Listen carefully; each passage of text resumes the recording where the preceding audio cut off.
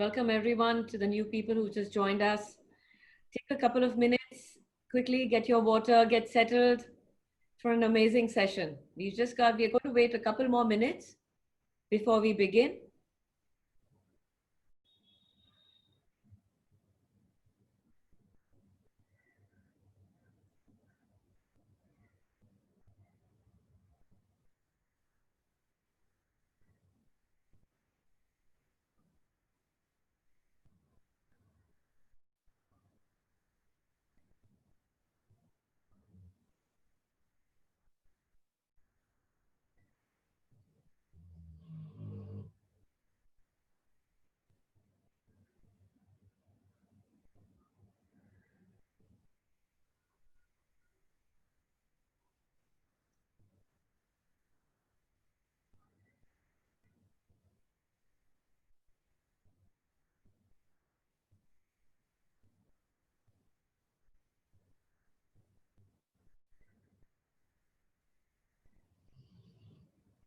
All right. Okay. Hi, everybody. I'm Anal Bhagwati, your host for today. Welcome to this session hosted by Coaches for You, formed with volunteers from the ICF India coaching community. A few logistics. This webinar presentation will last for 45 minutes, followed by about 15 minutes of Q&A for a total of an hour. During the session, please feel free to write your comments, your questions in the chat box. We request you to keep your microphones and switch off your cameras so it helps with not only the bandwidth, but also with any disturbance that may cause our presenter. So thank you for that. And at the end of the session, please fill out this brief feedback survey that we have for you from Coaches for You that will help us better prepare and come back to you with topics of your interest. The topic for today's session is 20 questions on wellness. And to take us through this busting of our perception of wellness and to give us an overview of what it is all about, we have with us our experienced coach, Sandhya Krishnan. Sandhya is an ICF certified coach. She's Mumbai based and she focuses on productivity, wellness, and mindfulness.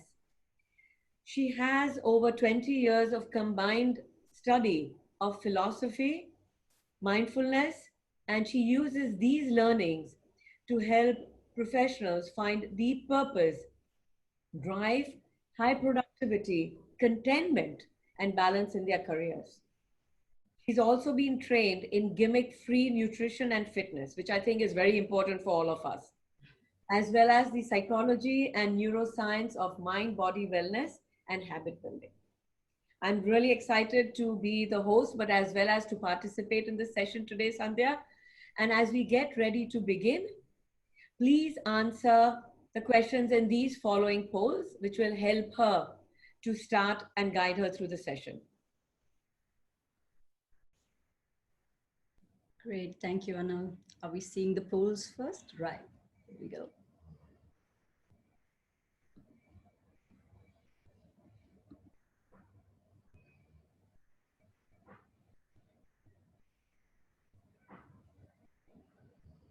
Okay, I'm going to.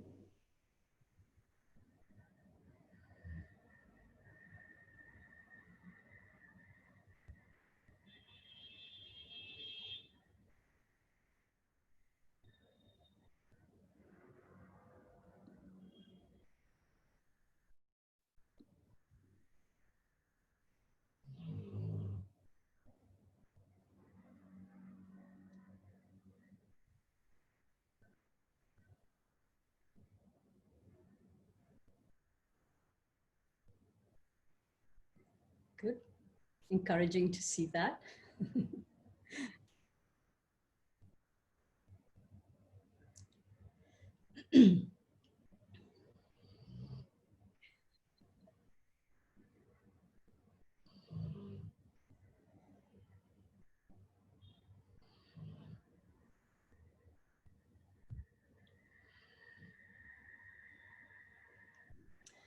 If anyone can hear my dog snoring in the background, I apologize. She won't go away whenever I have a webinar, and sometimes it's just easier to have her next to me. So clearly, I'm a fascinating speaker for her.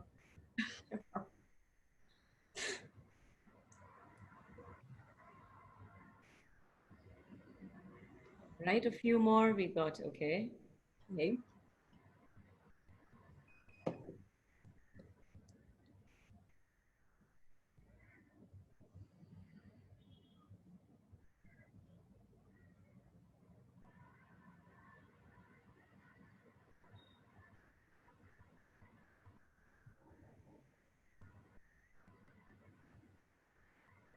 Okay, so Anna, just checking, is everybody seeing, are they seeing the results as well?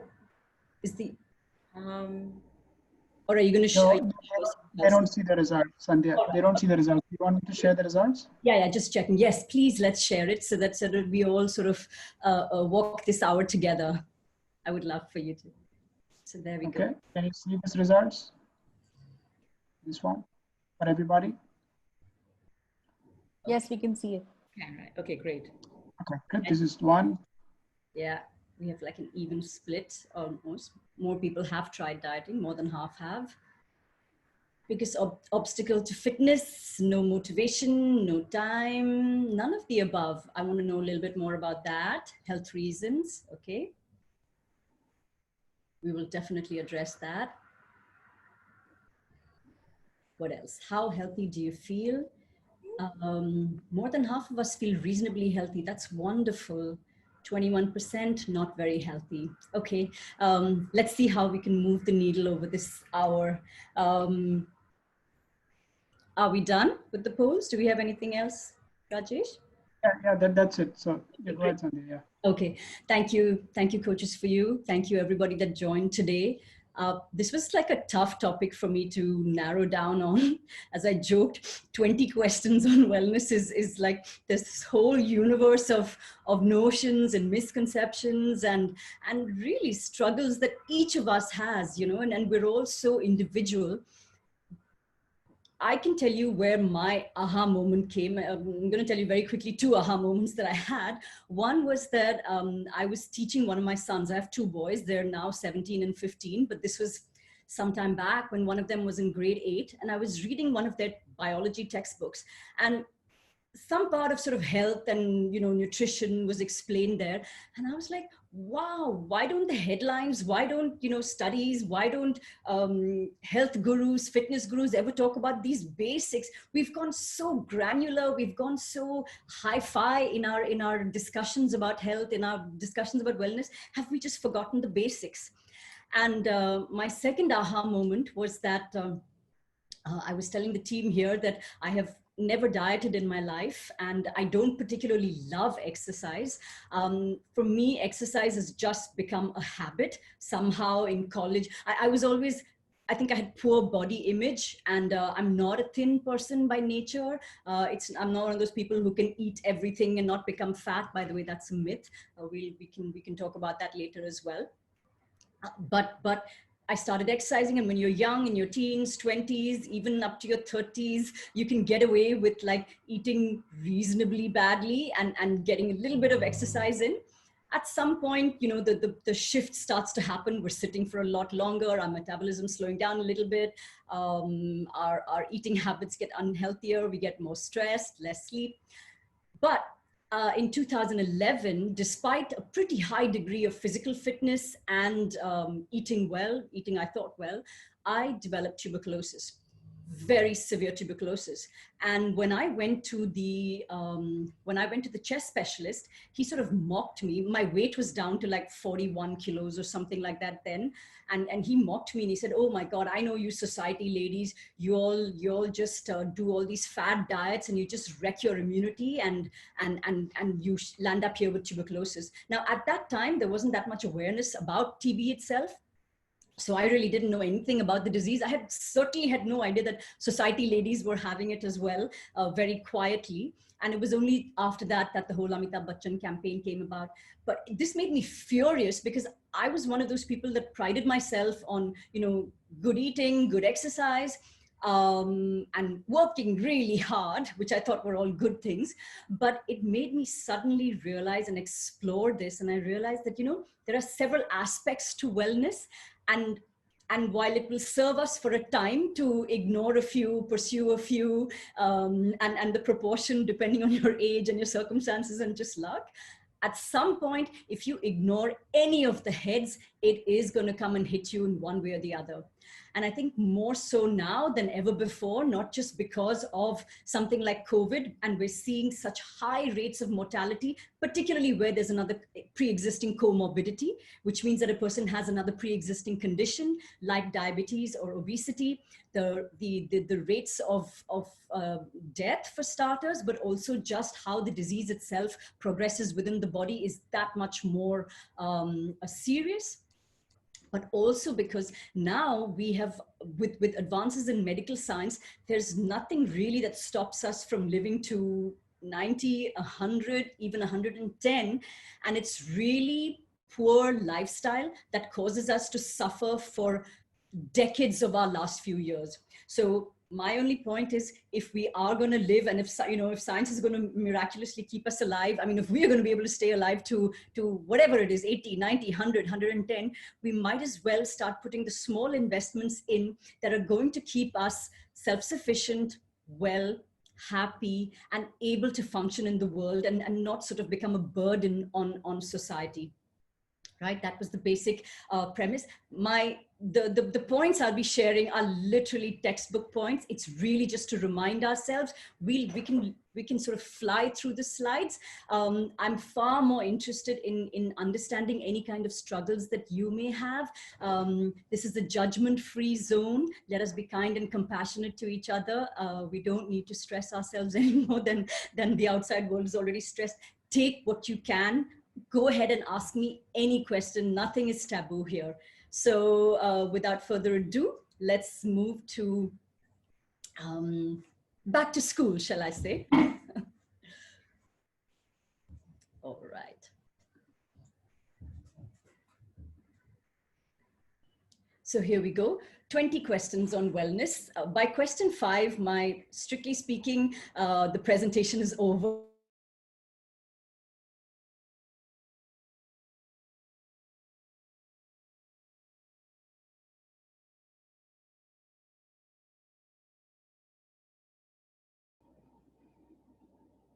Okay, I think she's. Yeah, Sandhya is she's frozen.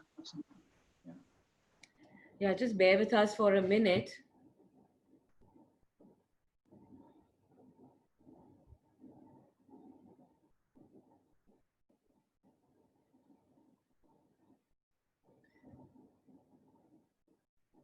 Okay, I think we might. Sorry, have I come back? Yes, you're back. Yes, you're back. I don't know how I got dropped off that. Let's try it again. The definition of wellness being the start of awareness about what a healthy life looks like, and the start of making conscious decisions. So it is my invitation to everybody here that no matter what you rated your fitness levels at, no matter what your perception of yourself is, mind, body, shape, anything, the wellness journey begins when we start creating greater awareness for ourselves, and when we start making choices towards a healthier life. So let's go with that for now. It's certainly served me well, and it is free of any kind of judgment.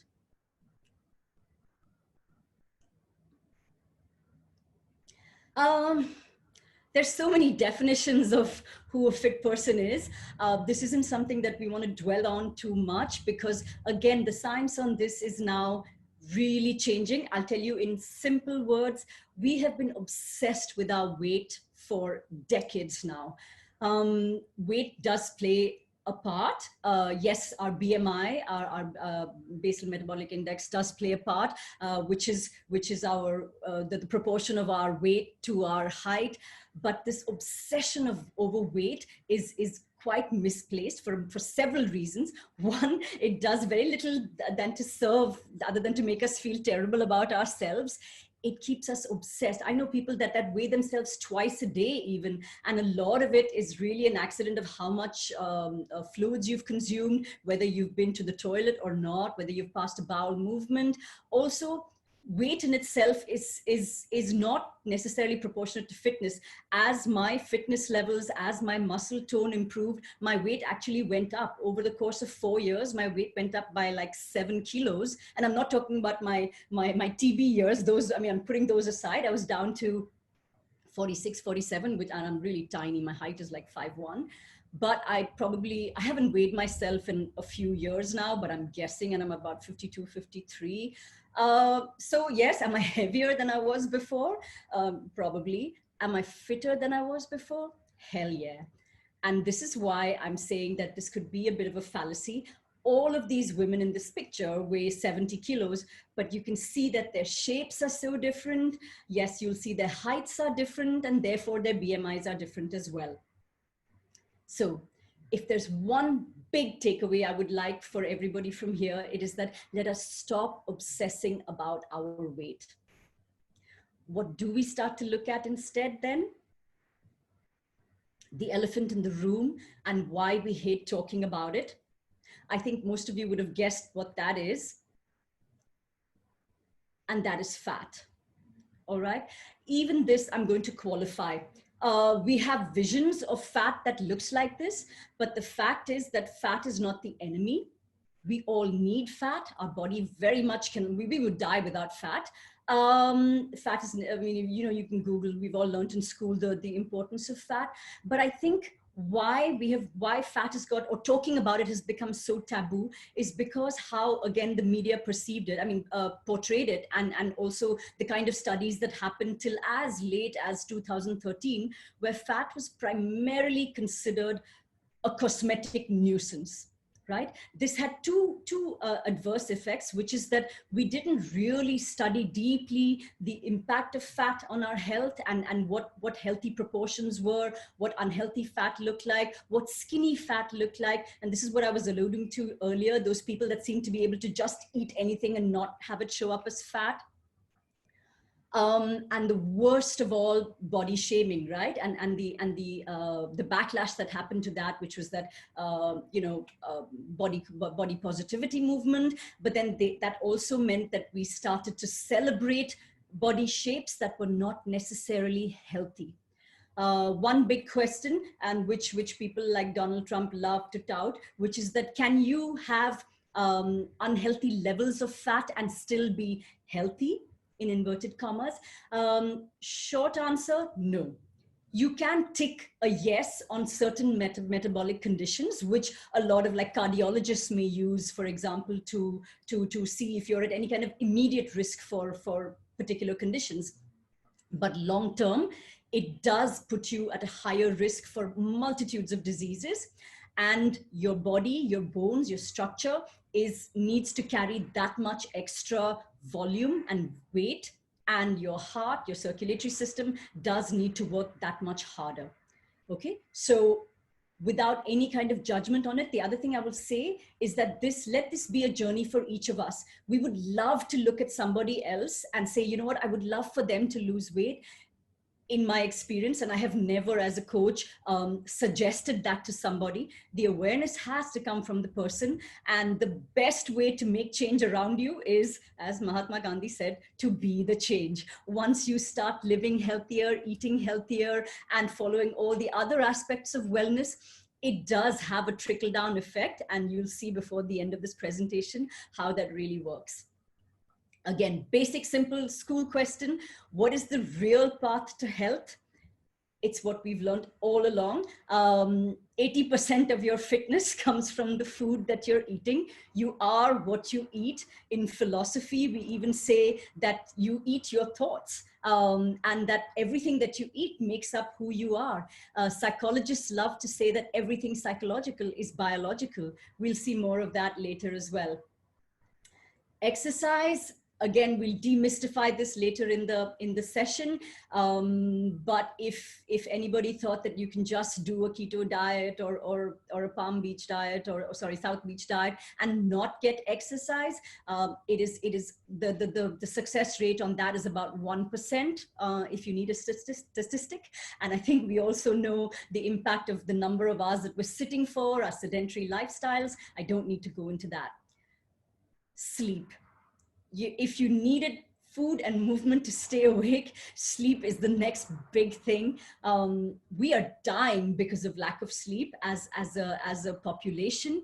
It impacts everything that we do. We're going to talk about it a little bit more later, so not going into deep detail. Stress is not as big a topic if you think about it, if you've got 1, 2, and 3 covered. Again, I'll show you how that works. Social and financial well-being. A lot of us, okay, this is also linked to stress. There is a very famous documentary called One Nation Under Stress by a neurosurgeon and a reporter called Dr. Sanjay Gupta. This was a study of stress in the epidemic of stress, dare I say the word, the pandemic of stress in the US. And this study showed, I mean, and this documentary showed that one of the biggest sort of counters to stress, everything else being equal, was social and financial well-being.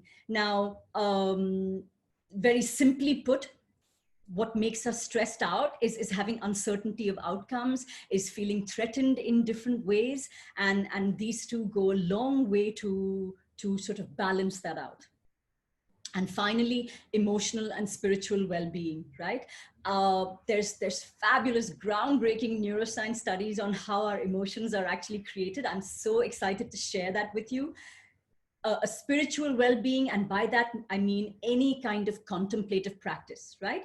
In the past, we had religion, we had traditions that sort of kept us grounded, that helped us make decisions, that helped us make choices. For a lot of us, we don't have that anymore. A lot of us sort of have turned away from organized religion, and with that, a lot of the guiding principles that went, which, you know, I'm not debating whether they're good or bad, but what they did do was help simplify the decision-making process for us, which is really the cause of a lot of our stress, the sheer number of decisions that we have, that modern life requires us to make.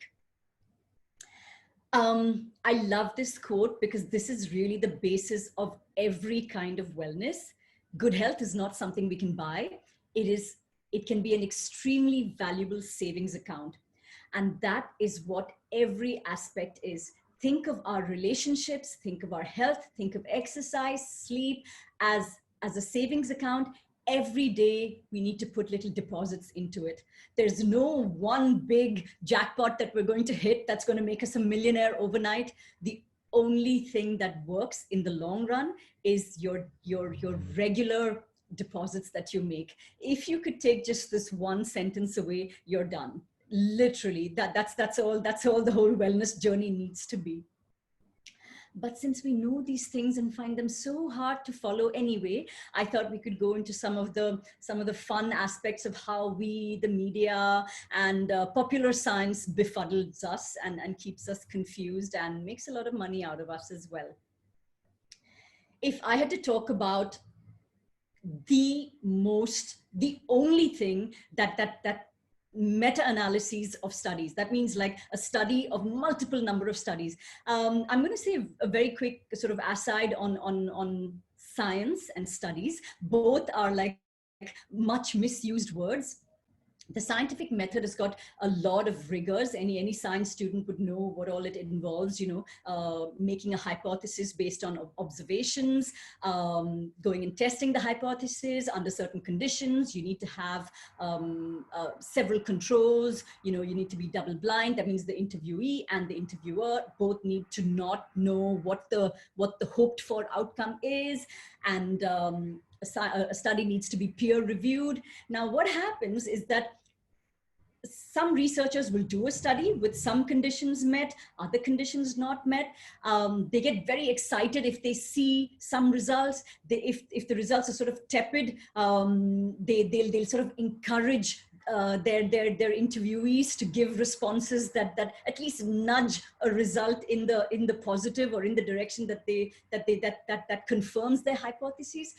And then there are publications that will, and I'm talking about like popular science publications that will publish this. Journalists pick it up, make it into like a news bite or a headline, and we get all excited, right, about superfoods and, you know, red wine causes a healthy heart. And I mean, every single day you'll see these headlines. And like I said, that confuses us so much. So the only scientific study that has consistently produced results. One other very important aspect of a scientific study is that it has to be replicable. That means that whoever does the study and however many times the study is done, the result must be the same. And the only consistent finding that we have had is that the calorie balance of what you're eating is the only thing, is the biggest contributor towards your wellness in terms of your fat level. Okay, you can be calorie positive, which I have to say most of us are these days. You can be calorie neutral. That means that what you're eating, the number of calories you're consuming equals the number of calories that you're burning. Now, this is not just, you don't burn calories just through exercise. The bulk of your calories are burned through your metabolic activity. Just the process of breathing, digesting for your brain alone takes up about 20% of our the calories that we consume. So our body definitely needs that. And of course, our everyday activities. If you're in a calorie deficit, even if you're consuming like 30 calories less than you're burning, than you're burning every day, adding up, you will end up losing weight. So the simple answer to how do I lose weight, take your timeline of your pick and start going into a calorie deficit. And we're going to find different ways to do that. But really slow, healthy, sustainable is the best way to go. We'll see as well. So by far, the most important is your calorie balance. Okay. A second, the number two importance of a healthy diet or wellness is your macronutrient proportions. What are our macronutrients? Proteins, carbohydrates, yes, and fats. It comes down to how much of this you need to eat. I would love to say that, you know, that there are these images of a plate, and that has like half the plate or 40% of the plate of fruit and of vegetables, a quarter of the plate of protein, a quarter of the plate of carbs, 1 or 2 teaspoons of healthy fat. But the fact is that this is also a little complicated. When you eat something like a dal, it's hard to really fathom how much of the dal is protein, how much of it is carbs, how much of the protein is bioavailable protein. That means how much of it can your body actually use in that time, and in combination with what other foods, you know, is my protein more available to me when I eat it with rice or if I eat it with chapatis. So it is complex, but the rule of thumb is the same that it always has been. Make sure that your plate has a wide variety of fresh, minimally processed plants and vegetables, small amounts of meat and dairy if you do consume it, neither of which is necessary for a healthy diet. A small amount of healthy fats, absolutely crucial. Biologically speaking, carbs are the only non-essential food, which is how you can survive like on a ketogenic diet and things like that. But again, like I said, keep in mind that there are some foods that have carbs and starch in them as well. Not healthy, not recommended by any kind of credible study in the long run. Extremely important for other aspects of wellness, which include stress, good sleep, hormonal balance, even muscle building. So if you had to ask me, do you want to go on a carb-free diet? I would say only if you're appearing for the Miss Universe pageant next week or in the next 2 weeks and you didn't have time to do a healthy diet, or you know, if you want to take if you have a photo shoot, which you want to show your six-pack. By the way, those kind of pictures, not just go on an extremely calorie restricted, those models not just go on an extremely calorie restricted diet, excellent lighting that creates those shadows on that six-pack, but they also dehydrate themselves for a good 18 to 20 hours before that photo shoot in order to show you that result. Okay, so proteins, carbs, fat, absolutely essential for wellness.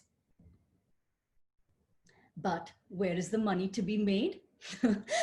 And these are the three other aspects of good eating, which are so much lower down in the scale of importance, but I'm going to go through them far more quickly, which is nutrient timing. Okay, what time do you need to eat those proteins? Do I eat my protein in the morning? Do I not eat carbs at night?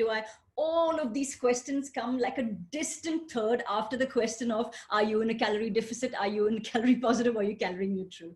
Okay, so this is where your intermittent fasting, pre and post workout snacks. Do you want to have 6 meals? Do you want to have 3 meals? Do you want to have 1 meal? Do you want to not have any meals for one day? Do you want to eat every alternate day? All of these questions come in there. None of these, including intermittent fasting, have really given us very conclusive results for long term. Okay, we do know a lot of these also aren't necessarily bad, but I think the important thing to consider is what your personality is like, what your lifestyle is like, what your preferences are like, before you can make any of these choices. But again, the only once you have the basics covered. Okay, there's no point eating like a 3,000 calorie single meal in a day. Yes, you can have just 1 meal in a day and have 1 or 2 snacks. It's not going to derail you if that's the only time you can sit down and eat, and if the only other food you have access to is like refined carbs at other times of the day, you can actually just do that. There is no problem with that. But like I said, rule 1 and then rule 2 need to be covered first before you even come to a distant third. The next aspect, and this is number 4, right? So even after like a nutrient timing and stuff, is your food composition. This is where we love all of the headlines that come about. All your superfoods, eat according to your blood type, myth, coconut oil, the next miracle cure, trans fat, saturated fats, okay to have in small quantities, trans fats, not so good. Are these toxins that we're consuming, all of this, we'll take these up in questions if you have specific questions. But like I said, for me, it's so low on the importance of things. Eat what you've been used to. If you've not been eating a lot of vegetables, add more vegetables. If you've never tried snacking on fruit, introduce that into your diet. If you like red meat, go ahead, eat it, but eat it, like once a week or twice a week, and 100 grams.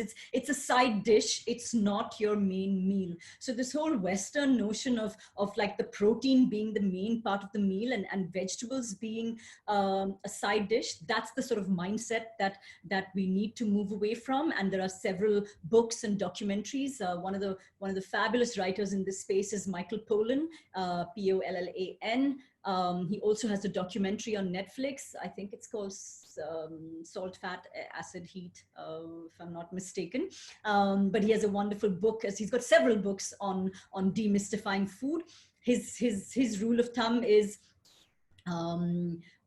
eat real food, mostly plants, and very little of everything else. Okay, and it's that simple. So the last aspect of our nutrition is supplements. Again, media and we have so many questions about this. Now, a lot of the pill manufacturers or supplement manufacturers are required to put a disclaimer on their packaging that says that this has to be had in addition or along with a healthy, balanced diet. That means that there is no Soylent in the world. There is no miracle cure in the world. There is nothing that can come as a supplement that can replace a healthy diet. That said, not all supplements are bad. When we need to consider them, again, based on our lifestyle. If you're really struggling to get your macronutrients in, if you're anemic, if access to good healthy protein is not, let me just say what the common supplements are that can be taken, but again, always under the supervision of a medical doctor. Protein powder, like a simple whey protein or a pea protein, just a pure protein isolate. Creatine, if you're building muscle, we think that it's going to damage our kidneys. That's a bit of a myth, but again, always under medical supervision. Fish oil supplements, omega-3, there is some debate on this, but again, if your doctor's saying it, there's so far no harm to be had in that. There are searches on for slightly more vegan sources of omega-3, which you'll get from walnuts, flax seeds, if you just incorporate that into your diet. Pre-workout, pro-workout, post-workout supplements. Let me give you the best supplement that you can possibly have pre-workout is caffeine. Okay, caffeine has been shown in multiple studies. Again, we don't know how conclusive they are, but to actually increase the fat burn rate, to actually raise your metabolism, increase your focus for a bit. So of the drugs that you can have, the most legal drug you can have is caffeine. So go ahead, have it. Michael Pollan has brought a book out on that as well, where he went 3 months caffeine free to see if, whether he would actually become much healthier or anything, and didn't find that happened. And he said, you know what, take it. It's a safer, as drugs go, it's a safe one to have. Fat burning drugs, they don't actually burn fat. What they do is in some way speed up your metabolism by a very small amount of the lot. Like I said, caffeine is one, green tea again is another, but having 6 glasses of green tea and ignoring rules 1 and 2, I'm going to become very repetitive about this over time. Sorry, I'm not seeing that. I haven't been paying attention to the chat. Anna, you'll tell me, right, if I need to. Yes, I will. Yes. Okay. I think people are listening to you. Okay, cool. I think it's been a little quiet there. All right. Okay, fine. Just feel free to step in whenever we need to. And we've got about 8 minutes to go. Yes. Okay. We're going to go through, like I said, the rest of it is in decreasing importance, right? So fad diets, why do we love them? I'm going to go right to the next one. It's because we feel like it's going to give us a silver bullet, a shortcut to wellness, right? And we feel like, oh my God, somebody else has done it. Someone famous has done it. We all know about Beyonce and her cayenne pepper and corn syrup diet. Every celebrity worth his or her salt has come out endorsing some. Most recently, Adele during lockdown. Even Adele's diet, I'm sorry, I don't even remember what it's called right now, but does not have much scientific backing. It's important to always weigh out whenever you hear something that sounds too good to be true. Rule of thumb, it probably is. If there's some newfangled, the problem again with scientific discoveries is that they're really, really slow to come about. Okay, but once they come, they do tend to survive for quite long. And yes, the researchers will challenge their own work, but these shifts are slow. And again, by the time you replicate these studies, all of these things take time. So anything that sounds like a miracle or an overnight cure should be looked at with a fair degree of suspicion. Again, we're looking at long-term health. We're looking at surviving till we're 80, 90. The question that you're going to ask yourself is, do I want to do a shortcut now that I have no idea the impact of 5 years down the line? If I haven't had children, is this going to impact my fertility? If I have any other pre-existing conditions and I've just started a diet because a celebrity mentioned it, how is this going to impact other aspects of my fitness? These are questions that we cannot afford to not ask.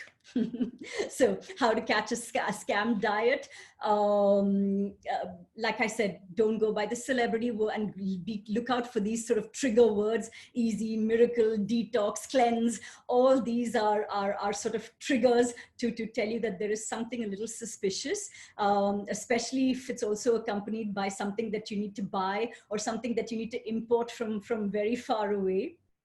These are all cues for you to just stop and take a pause. Some popular questions that I get from a lot of my clients: does our body need to be detoxed? It's such a lovely idea that, we're pumping our body full of horrible things all day long, and then we go for a 1-week detox and we come back feeling amazing. The fact is that our body, our kidneys, our liver, I mean, our entire circulatory system and excretory system work very hard in keeping our body detoxed. So any diet or any sort of fad that's going to tell you that it's going to detox you is just going to get processed in your body like any other food, and the body's just going to do its own job. Does your body need to be cleansed? Again, every time I look at people doing the juice cleanses, I mean, I've never tried one. I personally don't like anything that's green and in a glass. It looks mighty suspicious to me. There is a concept called the hair shirt. In medieval times, one of the modes of torture for people was to wear a shirt that was very, very rough and very itchy and scratchy on the inside, and you had to wear that shirt for a decreed length of time. The idea being that you'd be so uncomfortable during this time that you'd feel absolved of all of your sins. So I'm going to say that, go out on a limb and say that a juice cleanse is nothing but a hair shirt diet. We have this feeling that if we're suffering through it, or if it tastes terrible, it must be good for us. Does our body need to be alkalized, ionized? There is a $1 million industry selling us alkalized water.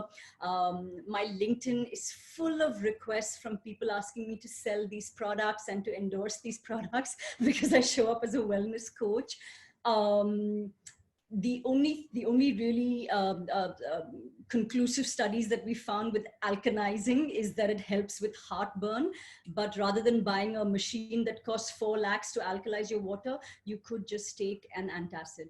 So I hope that answers that question. Processed foods, packaged foods, convenience food. How do we make sense of this, right? You walk into any modern grocery store or supermarket, and the bulk of the shelves consist of things in packets, and usually you'll just see like one lone shelf in the corner that has fresh produce. Do we need, and when we are all strapped for time, we all want to feed our families and ourselves what we believe is the healthiest diet. We also want to assuage our very normal cravings of, I want something salty, I want something crunchy, I want something fattening, all of which are our very, very sort of caveman instincts, which is that whenever we feel stressed, whenever we feel threatened, and that stress has momentarily passed, you know, we have like a glucose surge in our body. We've you know, blood rushes into our thighs, and it's preparing us for fight or flight and getting ready to attack or to run away or simply to freeze. After that, what happens? Our body's just going to look around and look for fattening food, easy sources of glucose, and yes, salty foods as well, and crunchy foods as well. Give us that feeling of, oh my God, I feel good, I feel safe, I feel ready to take on my next fight. So in this whole sort of maze that we have to process, simple rule is, I'm going to jump ahead. Are we looking for chemicals? Let me just say that everything that you eat is a chemical. A carbohydrate is a chemical compound. So is your protein. The tomato that you consume is a chemical compound. The real danger with processed foods is, one, it strips a natural food of the entirety of the food, and we don't really know what role each little part plays. We certainly don't know the role of every single micronutrient that exists. All we know is that if by and large we're eating a wide variety, you've heard the term eat the rainbow, we end up staying healthy, and we manage to live for quite a long life, and we don't eat too much. The other danger of processed foods is that, like your smartphone, it manages to shrink an incredible amount of calories into very small real estate. Okay, so you're eating like a protein bar, or you're eating like a chocolate, which is, I don't know, like I believe Starbucks Frappuccino is like 300 calories in one tiny glass. If you were to consume 300 calories of fresh, water-filled, fiber-filled vegetables, that's going to keep you full and feeling sated for so much longer. So rule of thumb, how many steps has it had between when it was a living thing, a plant or an animal, to reaching your plate?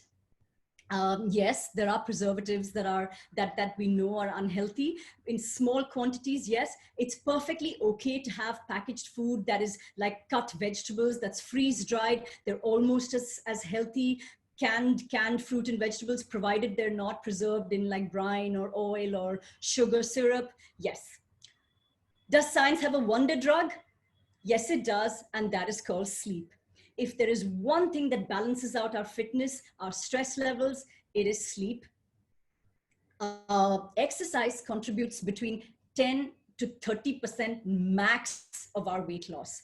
So all the sort of training that you do, all of the choosing between gym and Pilates and yoga and 10,000 steps, none of it is going to contribute more than 10. And if you're lucky, 30% of your weight loss. Keep that in mind before choosing. So exercise doesn't actually have to be very complicated. It has to have a mix of cardiovascular activity, some amount of resistance training, some amount of flexibility. The resistance training is to counter muscle loss as we age, but also muscle gives us a good structure, prevents injury. Muscle also staves away several illnesses. Muscle also increases the rate of fat burn. Flexibility to prevent us from getting injured, to give us a wide range of motion, to do all the things that we love to do, run with our kids, play, and to keep us from falling, to keep us from getting injured, and especially in our old age. I've kind of covered all of this. The basis of muscle building is essentially that you need to increase the resistance more and more till the muscle tears. When it heals again is when your muscle gets bigger. Large part of it is determined by genetics, your age. What you really need to be looking for is trying to put in a little bit of exercise every day just to counter the number of hours for which you sit. 10,000 steps is nice, but it takes up a lot of time. There's not a very high calorie burn. It's not a varied form of exercise. You'll be far better served doing like a 10-minute HIIT workout, which is a mix of cardio and resistance training, a little bit, followed by 2 minutes of yoga or stretching. You can work out 10 minutes a day of high intensity, 5 days a week, 40 minutes in the whole week of high intensity will get you by.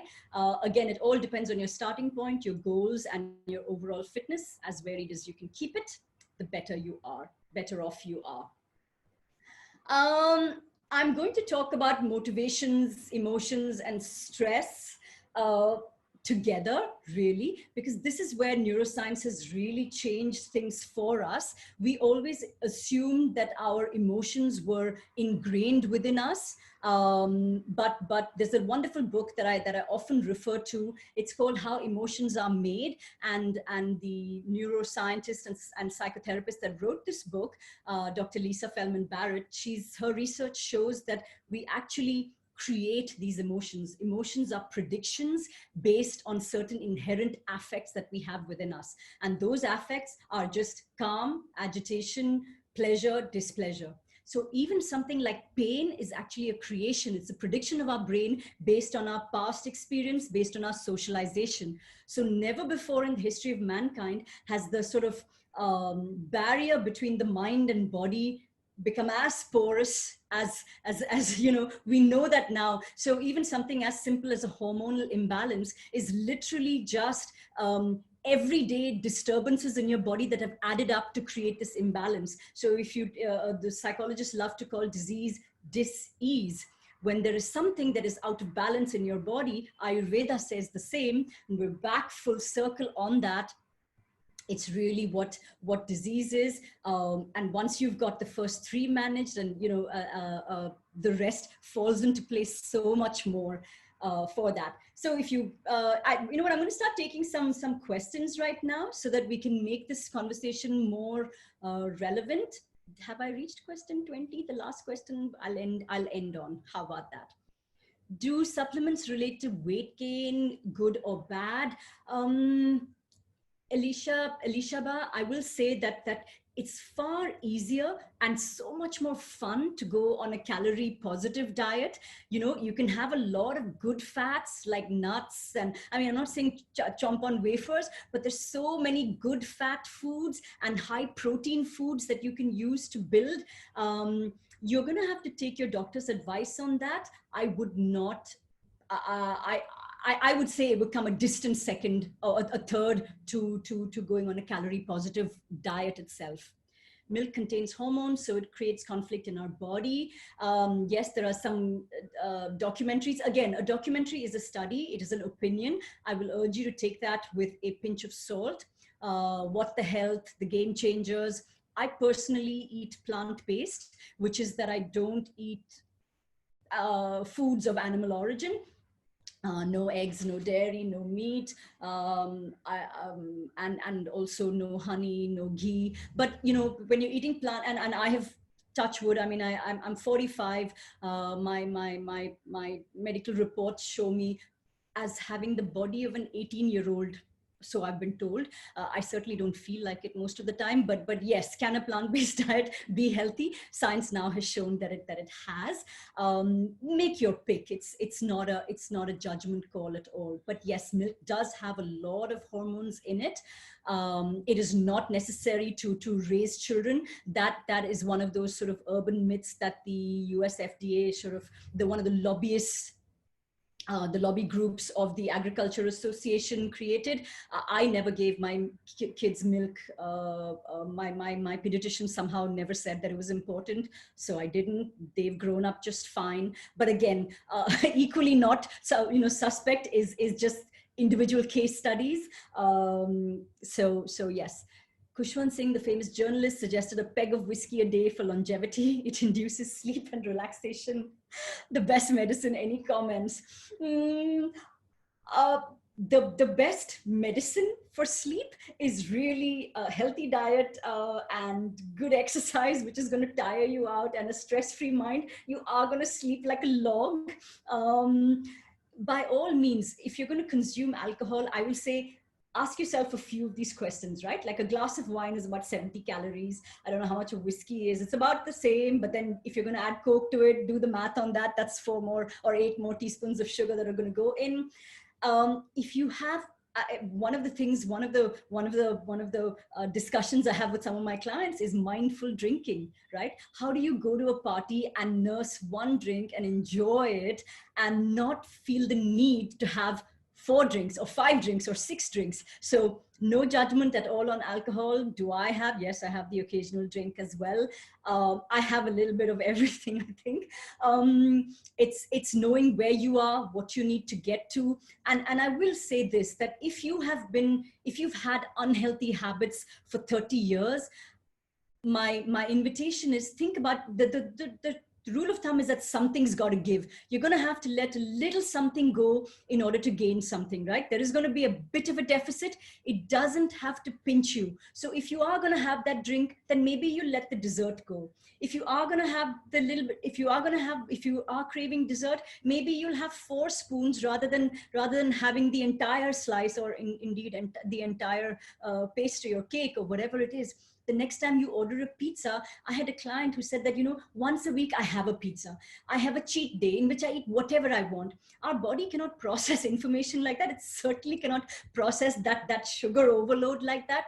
Enjoy your pizza. The first pizza will bring you joy. But when you're doing that, I will say, don't do anything else around it. Don't be watching TV. Don't be checking your phone. You and your pizza have the best time together, you know, literally make love to each other, and you're going to be done after that one slice. I can promise you that. The rest is mindless eating. Is almond milk significantly better than dairy milk, Pankaj? It depends on your diet. Better how? Almond milk is high in calcium, lower in fat. Then you have almond milk that's fortified. People choose, if you are going dairy free, almond milk is one of the few sort of processed packaged foods that I personally buy because I'm lazy to make it at home. Again, you pick your choices, right? Everything that you eat is a chemical. Everything that you eat you eat the superfood, and give me any superfood. If you eat that in excessive proportions, I can promise you will die or you will fall sick. So it's all about balancing things out. I have a glass of almond milk a day. Sometimes I have a glass of soy milk. Sometimes I have neither, and I just end up eating a lot of nuts. So variety over is anything good or bad. Is there a prescribed hours of sleep? Ramindra, a lot of research on that up until very recently, and gurus like Robin Sharma said that we could get by on 3 hours, 4 hours, 5 hours of sleep. Increasingly, we're finding that that is not true. It does vary for people and according to your age, but for us that are in our 20s, 30s, 40s, 50s, and working a full day, it ranges somewhere between 6 to 9 hours. I can tell you that just having a shift from like an averaging 6.5 hours to averaging 7 to 7.5 hours has changed my personality. Just the number of times I get triggered, my decision-making capacity. My kids say that I go into that terror mode a lot less. So you're gonna have to work it out for yourself. There's a wonderful, easy app called Sleep Cycle. I think it's a sleep tracker. Use technology as a tool just to get you into the habit, but the rule will always be come back to yourself, which is what the whole mindfulness movement is, to come back to yourself so that you're in touch with your body, you're able to read the signals of your body, you're able to figure out what is right for you. Take the help of a professional, but let the journey be yours. Let the buck stop with you. Oh, which is Pooja's question. Do you need a nutritionist to design a calorie negative diet, or are there some easy steps to make one yourself? Pooja, again, depends on your starting point and if you have any kind of medical conditions as well. For most of us, the simple answer is no. Okay. If you ask me, Sandhya, what do I need to do to go into a calorie deficit diet? I simply start by saying, increase the number of vegetables you eat. Okay, so if you're eating like a paratha in the morning, and I'm going to wrap up very shortly, add the bhaji from your lunch, add the bhaji from the previous night, just chop up a few vegetables, eat it along with that. It's giving you a lot of slow release sugars. It's adding a lot of bulk fiber. People will crib about how heavy it is, but what it does is it prevents you from having that craving of a low quality calorie, high calorie, low satiety value food, which will put you into a calorie surplus, right? Simple steps. What you're serving yourself, reduce by a quarter portion. Don't miss meals. Don't get hungry. And fruit and vegetables and nuts in small quantities. Keep in mind, it's good fats, but they're high calorie. So very small quantity of nuts, but fruit and vegetables, you're looking at 5 servings or more. And 1 serving is like half a katori, half a bowl. So that's a lot. If you get that much in, anything else that you add is like just a side dish, really. You won't even be able to eat more than 1 piece of chicken or go ahead, eat 1 full katori of white rice, red rice, black rice, anything, chapati, paratha, everything. But if you eat that many vegetables first, there's only this much you can eat to fill in the gaps. How do you get enough calcium, Rajesh, if you don't take dairy products? I don't take a calcium supplement. If you have a wide variety of foods, a lot of our, you will get enough calcium. Again, if you suspect that the quality of your food is not that great, simplest thing to do, get a DEXA scan, see what your calcium levels are looking like, and then on the prescription of a doctor, take it. Do keep in mind that even medical doctors get very little actual training on what wholesome diets are looking like. There's so much of medicine is around disease prevention and specializations of that. Both my parents are doctors, and you know what? Neither of them could really prescribe any kind of healthy, well-balanced diet. So I hope that answers your question. Okay, 7 is a magic number. What did I say was 7? I missed that. Okay, last question. The reason I'm saying who we need to ask about who we truly are today is really what makes us human. Okay, a lot of how we thought of work-life balance being that there's work which we all had to do and we had to fit life in around that. The fact is that today we are not in competition with each other, as we quite well know. We are in fact in competition with superb machines of cognition, superb machines of metacognition, meta memory, meta analysis, meta processing skills. So if you're going to compete on productivity grounds and on number of hours grounds and on the number of problems I can solve grounds, then you're going to get beaten hollow every single time by a machine. But what we can develop is our quality of humanity. Okay, that is our compassion, that is our empathy, that is our vision for what we want to contribute to the world.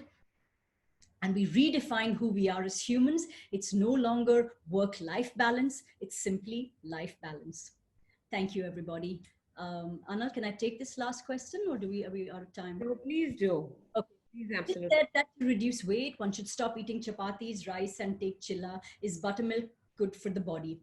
Ramendra, rule of thumb, you want to have as many cereals, pulses, legumes, lentils as possible. So I will insist that the next time you go to the market or the next time you get onto one of the grocery shopping apps, please buy every single pulse and cereal that you can find. Okay, have chilla, have roti, have rice. Like I said, the more variety that you have in your diet, the better it is for you. Is buttermilk good for the body? It's a source of dairy. It's as good as any dairy. Is it essential for the body? No.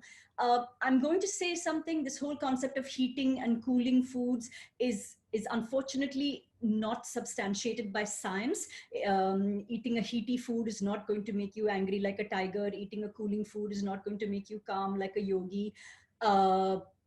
Simple rule of thumb: calories, macronutrients. End of story. I hope that answers the question. Sorry if it wasn't the answer you weren't looking for. All right. Sandhya, one last thought that came to me was, if you had to do 2 or 3 things within this lockdown or semi-lockdown, because most of us are still working from home, what would you suggest? I would suggest on the weekends, get your whole family involved. And again, a large part of the mindfulness of eating is really becoming closer to your food and the sources of your food. Okay, so get everybody in your family involved. All of you do a massive chop up of as many kilograms of vegetables as you can possibly get. We ended up buying so much at a time that it doesn't fit in I have a gigantic fridge. We actually store food in our pet cupboard, okay, because it's relatively cool and dry. We do a massive chop up. Stir fry. I personally can't stand bland and steamed foods. I don't like salads very much. Minimally cooked food is perfectly fine to eat. If you love your salads, go ahead and eat it. But if you're going to douse it in a bunch of dressings and nuts and other fattening foods, you are going to go calorie positive.